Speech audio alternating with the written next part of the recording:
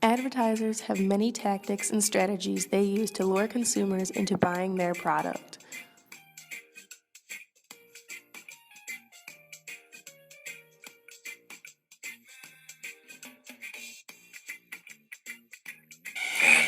Here we go. The media uses functions of the human brain to persuade consumers to purchase products. How can the media use their own brain? Through the manipulation of ads. Ads that the media uses can be classified in three categories: highly believable, moderately deceptive, and highly deceptive. The ads are classified according to how believable they appear to be to viewers. The media tries to use as many moderately deceptive ads because of people's responses to them. People seem to buy more moderately deceptive ads than others. Why? The answer to that all takes place in your brain.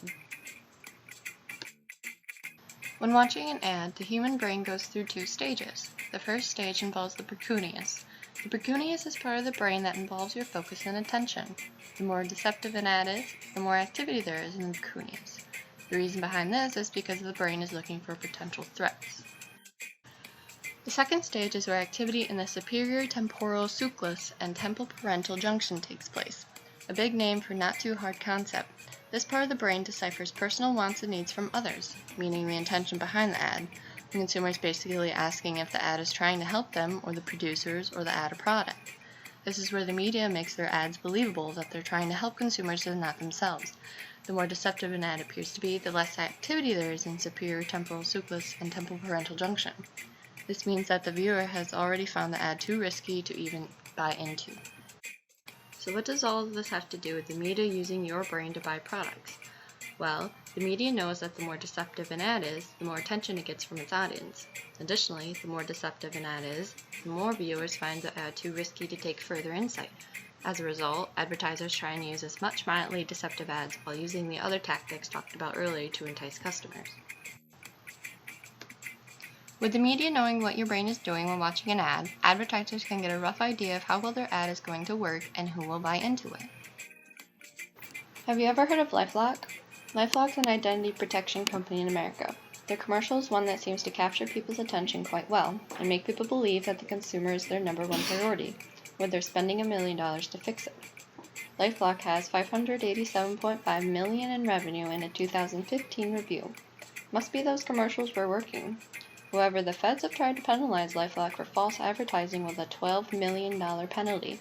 The feds stated that LifeLock doesn't even protect your identity, that it just sends you notifications when your identity is being used, and that their ad was just deceiving.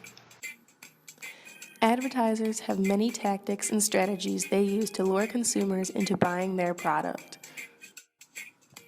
Repetition is one of the most common tactics used. Repeating the product's name or keywords helps to ingrain the image of the product in the consumer's memory to make them more likely to buy it. Sales, coupons, sweepstakes, prizes, and gifts will be placed on/with a product to encourage consumers to buy it. Advertisers will often make a product out to be cool, on trend, and that everyone is using it in order to get consumers to hop on the bandwagon and buy it. Advertisers will claim their product's success to help boost consumer likeliness to buy it. Advertisers will also claim their product will improve consumers' day-to-day life, making it feel as if they need it. Celebrity endorsements in an ad will cause consumers to buy it, because if their favorite celebrity uses it, then they will want to too.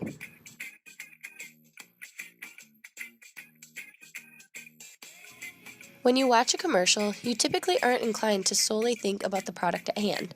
There is background music, some sort of emotional pull, and the possibility of a catchy tagline. But why is all of this extra nonsense actually necessary?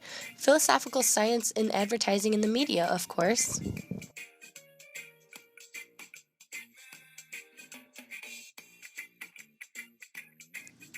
The overall philosophy of advertising in the media is actually one of the most prominent means that businesses use to acquire and retain customers. While a puppy may not have literally anything to do with beer, Budweiser brought in nearly $5 million worth of sales in correlation with the use of the little guy. How?